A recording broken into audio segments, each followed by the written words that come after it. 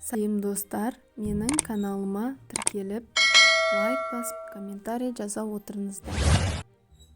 Ұйқы теп-тегін дәрі. Ұйқы ең эффективный процедура. Түсінгенге әрине. Ал бірақ, ұйқы арсыз. Ұйықтағанда бәрі қалады деген адамдар қатты қателеседі. Мұны неге айттым?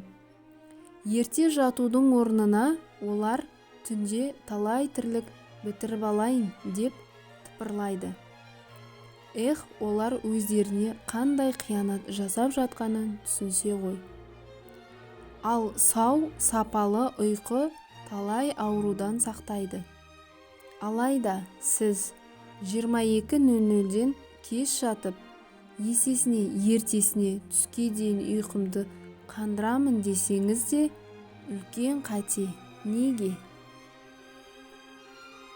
Егер кешкі 22:00-де ұйықтап қалмасаң және аз ұйықтасаң, иммунитетің түседі.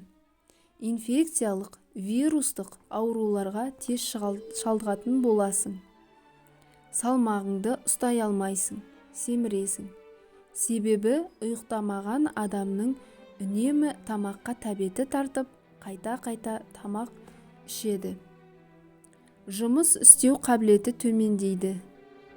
Ойы шаршап, зомби секілді қозғалыс координациясы бұзылады.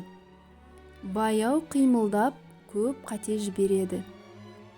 Стресске шалдығады. Ұйқысы қанбаған адамның сіркесі су көтермей тұрады. Ашуға тез беріледі. Энергиясы жоқ. Ерте қартаяды. Терісі сұрланып, салбырай бастайды.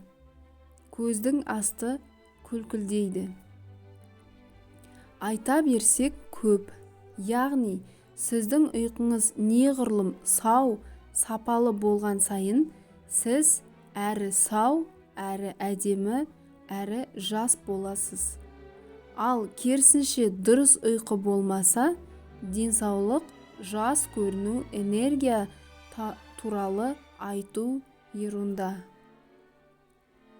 Ал неге 22:00-де шырт ұйқыда жату керек? Өйткені ағзадағы жасушалардың жаңаруына жауапты мелатонин гормонының бөлінуі, ағзаның қалыпқа келуі, детокс жүріп, толық күш жинау процесі тек терең ұйқыға кеткенде және осы уақыттан бастап жүреді.